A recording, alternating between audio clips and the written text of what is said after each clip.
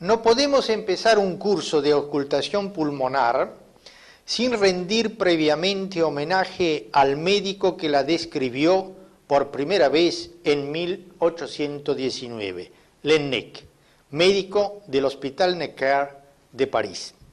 Su libro, Tratado de Diagnóstico de las Enfermedades del Pulmón y del Corazón, fundado en la auscultación mediata, introdujo en nuestra labor cotidiana el lenguaje científico que hoy usamos. En 1816 había inventado el estetoscopio.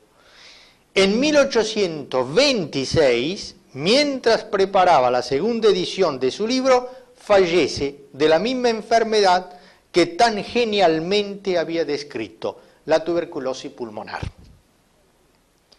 Los órganos que intervienen en la producción de los ruidos respiratorios son, además de la pleura, la glotis, la tráquea, los bronquios y los alvéolos. La glotis es la abertura que se forma entre las cuerdas vocales. La epiglotis es la formación fibrocartilaginosa que al bajar durante la deglución cierra la entrada de la laringe. En esta imagen vemos esquemáticamente las relaciones entre laringe, tráquea y esófago. La tráquea se divide en dos bronquios principales, de los cuales se originan en primer lugar los bronquios lombares y después los segmentarios. Dentro del segmento continúa la división. Siguiendo a Weill, diremos que la vía aérea se divide en 23 generaciones, desde la tráquea a los sacos alveolares. Hasta la 15ª se llaman bronquios y constituyen la vía de conducción y el espacio muerto anatómico. De la primera a la quinta son los bronquios gruesos y de la sexta a la 15ª los bronquios pequeños. Para que se consideren bronquios deben poseer cartílago y glándulas mucosas en su pared. A partir de la 16ª hasta la 19ª se forma la zona de transición. Los conductos no poseen cartílago y se llaman bronquiolos respiratorios de primero, segundo y tercer orden, que poseen epitelio escamoso con pocas cilias y células de Clará, cuyo significado aún no está bien aclarado. De la 20ª a la 23ª está la zona respiratoria con los sacos alveolares que intervienen en la hematosis, es decir, en el intercambio gaseoso. Cada bronquiolo terminal origina un solo acino de alrededor 0,1 a 1 centímetro y cada bronquiolo respiratorio origina unos 400 conductos alveolares, cada uno de los cuales da origen a unos 20 alvéolos. Quiere decir que cada sino contiene 8.000 alvéolos. De los bronquiolos salen también conductos que se conectan con los llamados alvéolos de Lambert, que poseen los poros de Kohn, que constituyen una vía de ventilación colateral en caso de obstrucción del bronquiolo.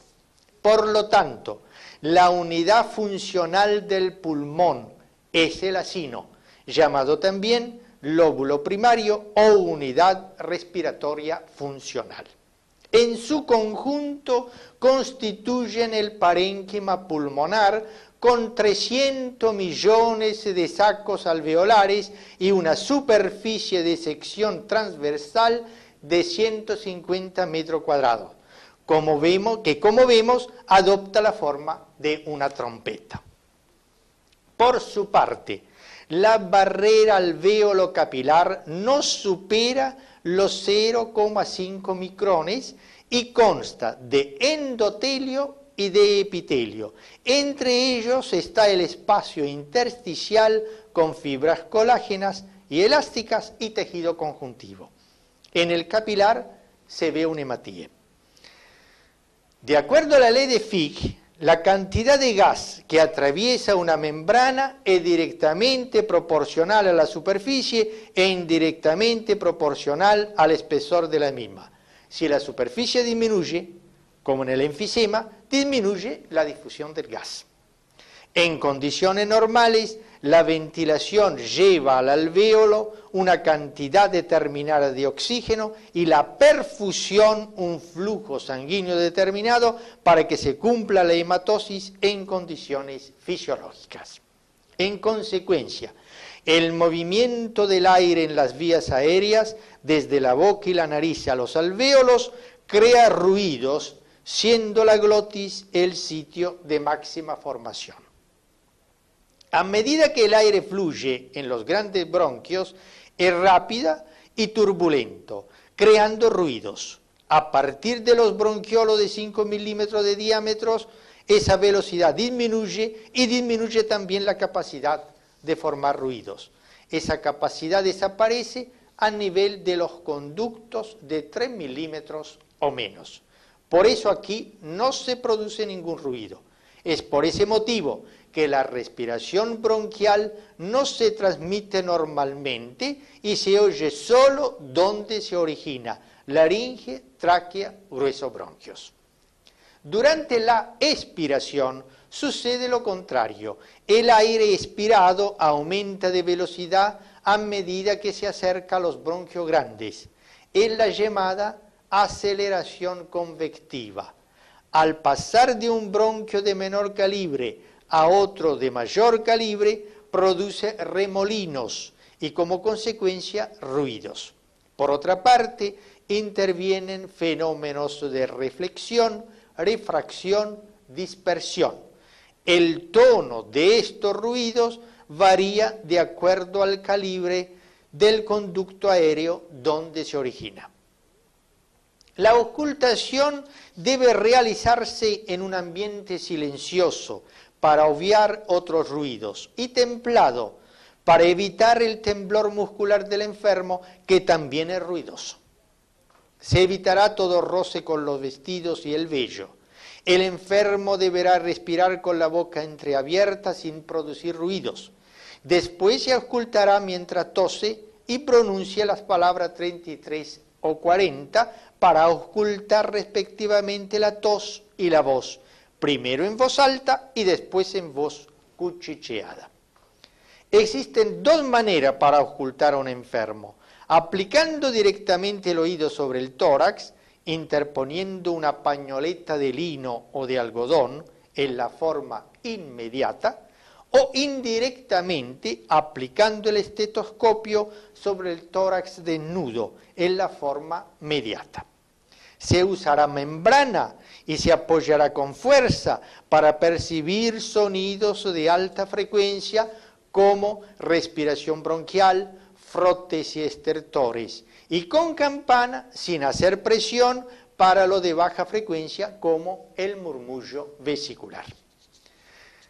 La región anterior se auscultará desde los vértices a las bases, primero en un hemitórax y después en el otro, y luego comparando zonas simétricas. El enfermo estará en decúbito dorsal o levemente reclinado. Para ocultar la región supraclavicular se hará rotar la cabeza hacia el lado opuesto. Las regiones laterales se auscultarán de arriba abajo. Para ello se colocará las manos sobre la cabeza o en la nuca. Cuando se realiza la auscultación inmediata, al pasar de una zona a otra, no se debe cambiar de oído.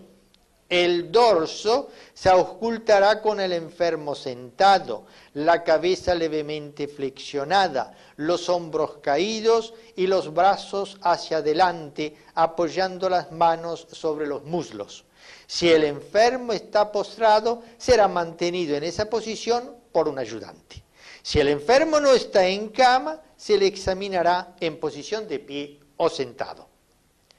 También aquí se seguirá un orden. Se ausculta de arriba abajo, desde las zonas supraescapulares a la base, y se harán comparaciones en zonas simétricas.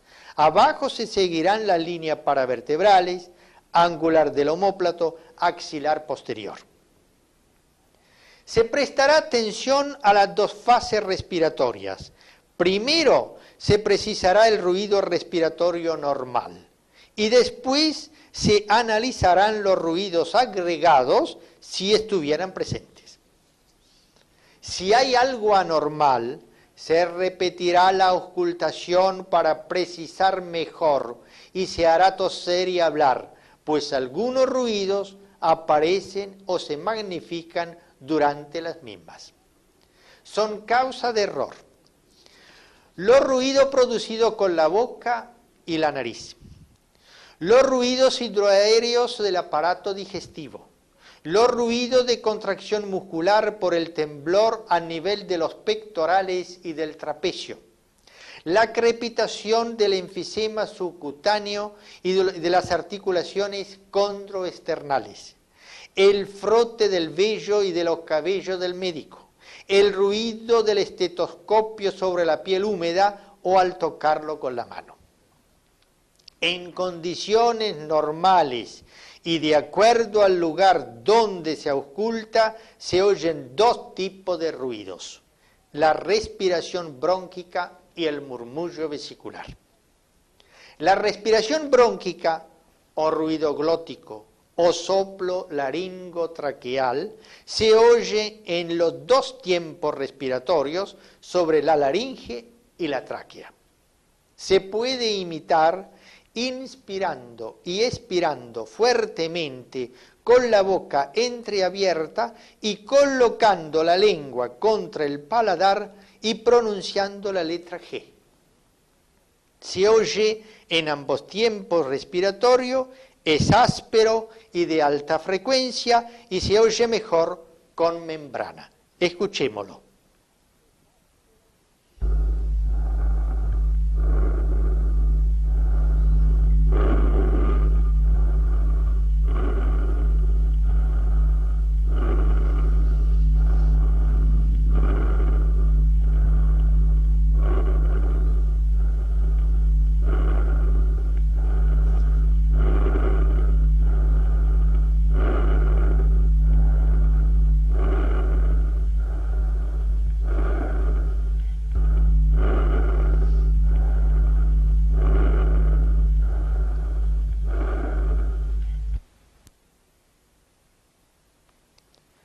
Sobre toda la playa pulmonar se oye un ruido más suave, sobre todo inspiratorio, llamado murmullo vesicular. Se puede imitar aspirando el aire con los labios colocados como para pronunciar la letra V o F. Escuchémoslo.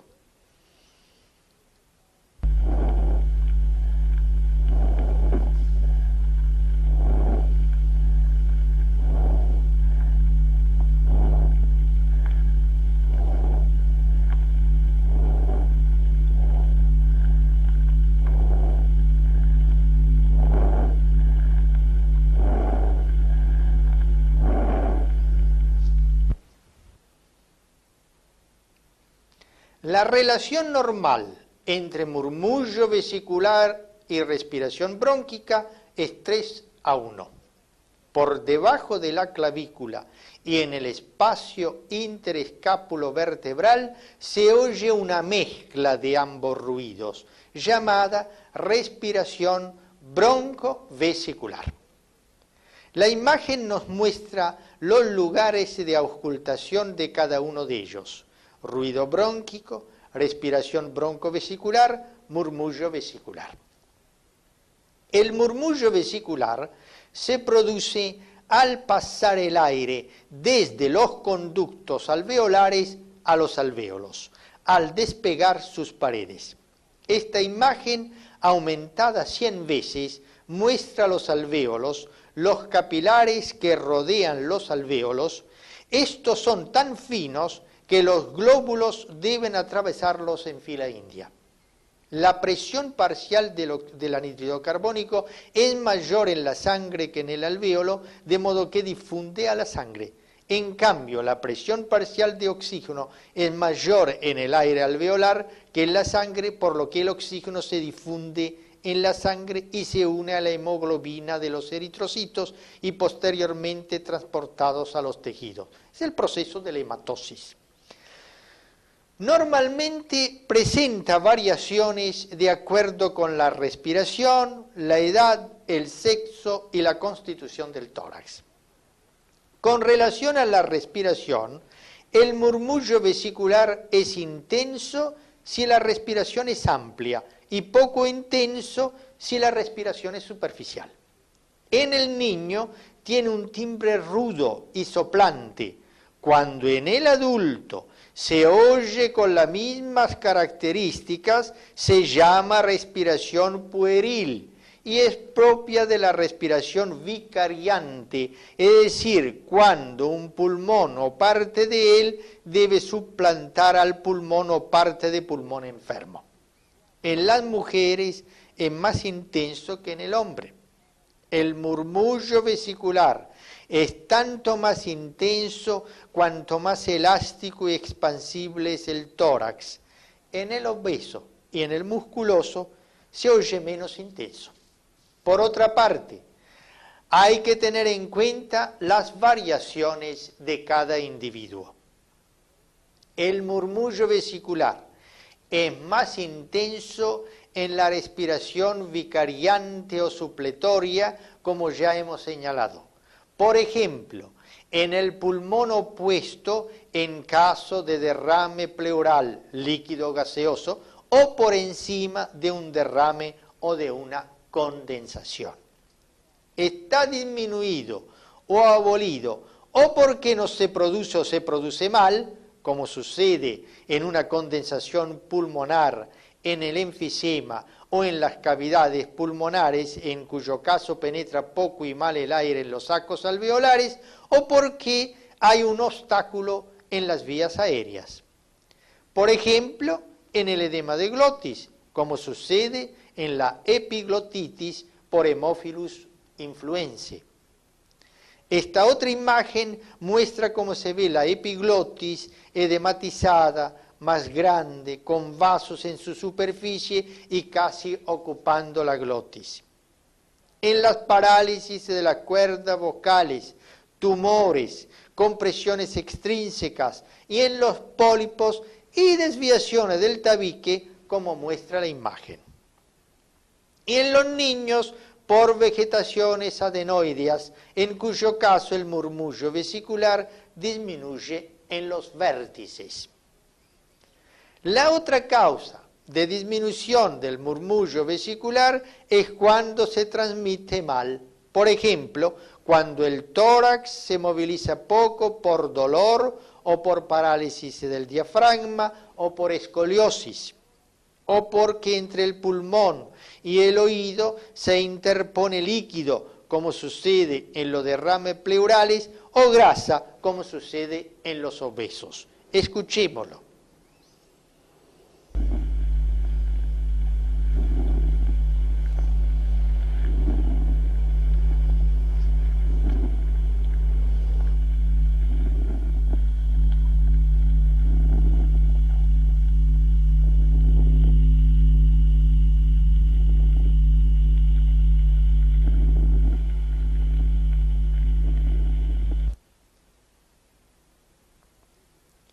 Se dice que el murmullo vesicular está alterado en su duración y continuidad cuando se presenta la expiración prolongada, que puede ser generalizada en el enfisema o en el asma y localizada en las condensaciones pulmonares y la tuberculosis.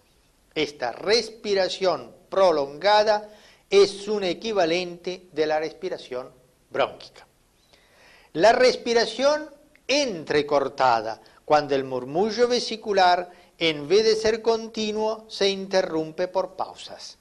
Si está generalizado, indica temblor. Si está localizado, se ve en las adherencias pleurales. Se dice que el murmullo vesicular está alterado en su tono y timbre cuando se presenta como rudo. Se describen dos tipos de murmullo vesicular rudo. La respiración broncovesicular, mezcla de soplo brónquico y murmullo vesicular, llamada también respiración soplante, que se presenta en una condensación pulmonar y precede al soplo tubario. Quiere decir que indica el comienzo de una neumonía. Escuchémosla.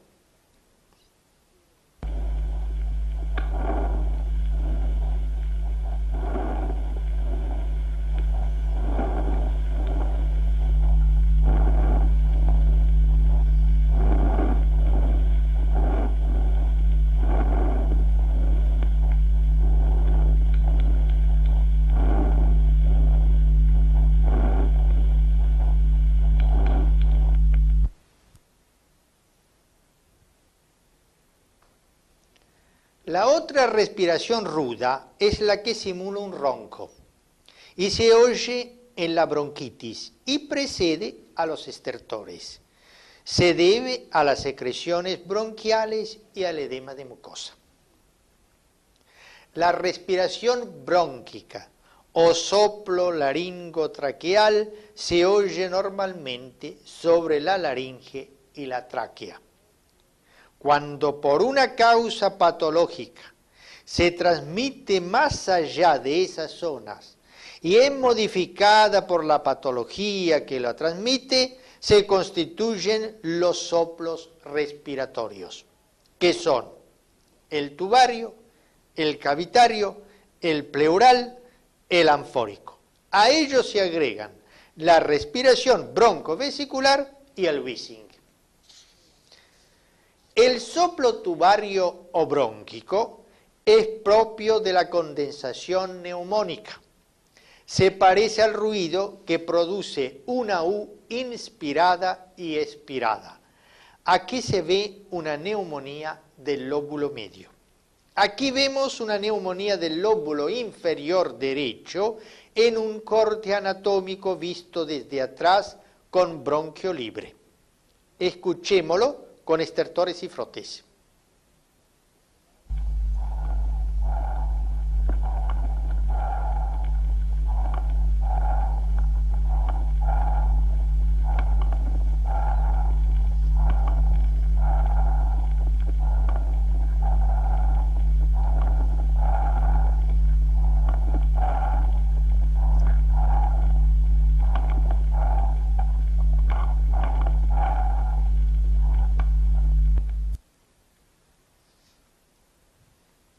Para que el soplo tubario se escuche, la condensación debe presentar las siguientes características.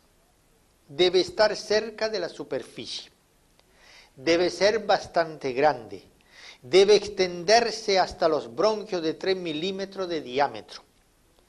El bronquio debe estar libre, por eso no se oye en la obstrucción bronquial, por ejemplo, la telectasia tumoral. El pulmón debe expandirse bien, no debe existir derrame pleural, líquido o gaseoso. No debe haber laringitis ni parálisis de cuerdas vocales. No hay que olvidar que el soplo se produce en la glotis y se transmite a la zona condensada. Escuchémoslo de nuevo.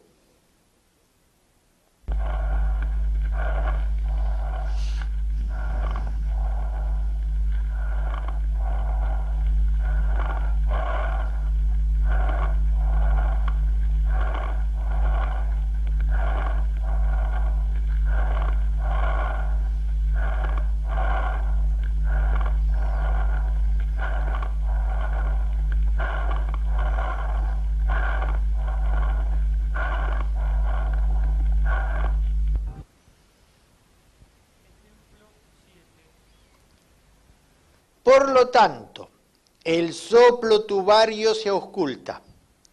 En la neumonía, Suele ser precedido por la respiración soplante o broncovesicular y el soplo recién se presenta al segundo o tercer día cuando ya se instala la hepatización. En la bronconeumonía confluente con múltiples focos, en la tuberculosis cuando toma el aspecto de condensación, como sucede en la neumonía tuberculosa y en la forma fibrosa, en los procesos extrapulmonares, como adenopatías, tumores que comprimen la tráquea y gruesos bronquios. En el cáncer es raro que se presente, pues casi siempre obstruye al bronquio dando atelectasia. Pero si la obstrucción es parcial, da un silbido parecido a una sibilancia localizada llamada wheezing. En lesiones laringea, aquí vemos una laringe normal durante una laringoscopía. Esas lesiones son el croup, el falso croup, los tumores y el edema laringeo, como lo vemos aquí. Además de las lesiones antes mencionadas, en las obstrucciones de la tráquea y gruesos bronquios se constituye un soplo, mezcla de tubario y ronco, llamado huélfago o cornaje, porque se parece al ruido que se produce soplando un cuerno. Se oye a distancia y se acompaña de tiraje y aleteo nasal. Si se debe a lesión laringea, se acompaña de afonía. Se presenta siempre con disnea inspiratoria. Si junto a un bloque neumónico hay un derrame pleural pequeño, el soplo tubario se vuelve más suave y lejano y se parece al ruido que da la letra E expirada. De ahí el nombre de soplo en E. Es el soplo pleural que se oye en el límite superior del derrame. Escuchémoslo.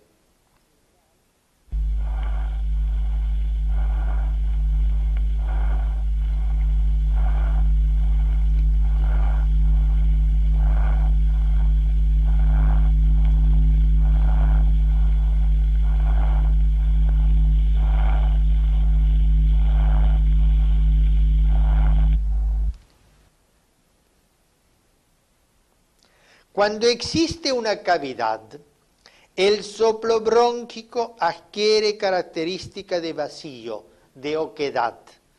Puede imitarse soplando entre las palmas de las manos, colocadas formando un hueco entre ellas. Se llama soplo cavitario. Escuchémoslo.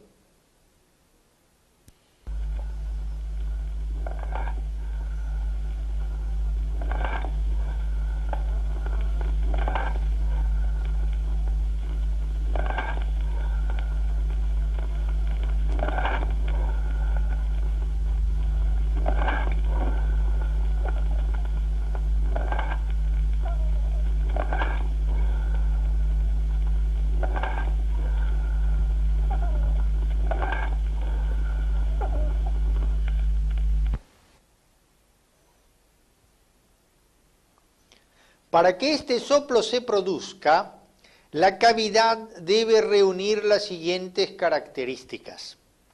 Debe tener un diámetro no menor de 4 centímetros. Debe poseer condensación pericavitaria. Debe comunicarse con un bronquio de drenaje libre. Debe estar total o parcialmente vacía.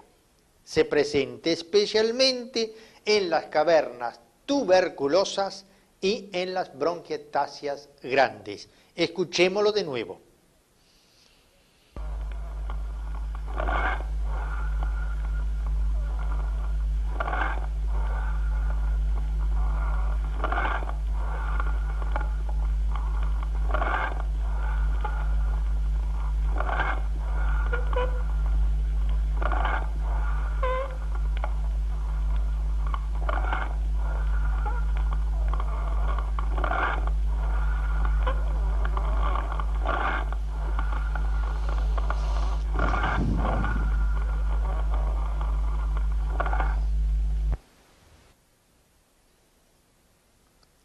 Cuando el soplo tubario se vuelve metálico, musical, se llama anfórico y se oye en las grandes cavernas mayores de 6 centímetros y en el neumotórax.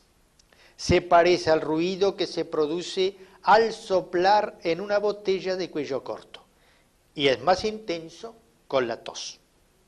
Seguiremos con ruidos agregados y auscultación de la voz y de la tos.